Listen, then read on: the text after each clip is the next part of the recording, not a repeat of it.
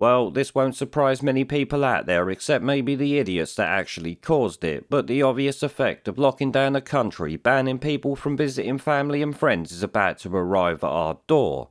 In fact, it's going to cause a record excess death year and without the need for using some shifty died within 28 days of a positive test bullshit. This is because, as we predicted last year when they started these lockdowns, the country's going to reach a point where the flu will come back to bite it hard. This, on top of everything else going on, will be a complete shit show, let me tell you. Some might remember the flu mysteriously vanished last year for the first time that I've ever heard about, but now is expected to arrive back this year and take up to 60,000 people with it. This is thanks, of course, to people's immunity being shat all over by the government-mandated lockdowns we've been living through for the past 18 months.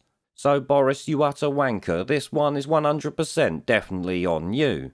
Because locking down to save the NHS and people from dying is now going to cause a shitload of people to die, you know, on top of the ones who already have, be it suicide or for anything else.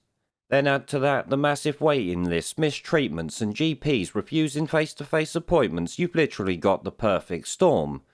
This is gonna end in a massive clusterfuck for the people of this country, I'm willing to bet. Once again, all of which can be blamed on Boris fucking Johnson. We, the public, must make sure that this clown owns that shit and the people are reminded who is to blame. We can stick his minions alongside him also, but let's be honest, Boris is the top of the pile.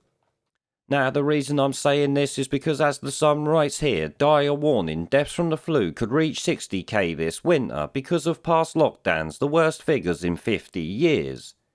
Yes, that means we will see excess deaths like the 1950s and 60s with these sorts of numbers. Once again though, this is something we all predicted like Mystic fucking Meg, mostly because it was bloody obvious for anyone with half a brain cell like I said. You really don't need a PhD in medicine to know that basic fact of reality, do you? An idiot knows that shit at the end of the day.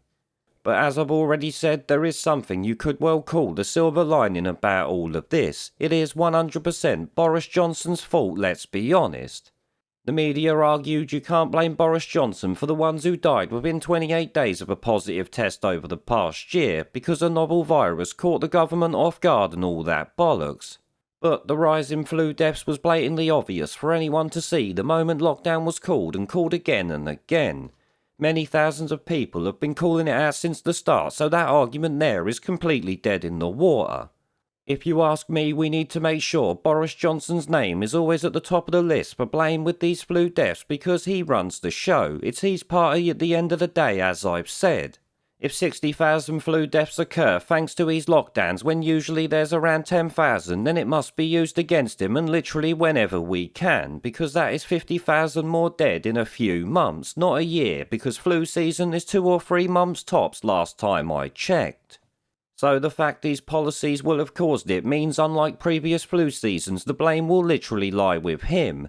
The media obviously won't do it, so the public should roast these bollocks on an open fire over this one, literally until the cows fucking come home. The same is true for the extra cancer deaths, suicides and mistreatments. We must hold all these scumbags to account.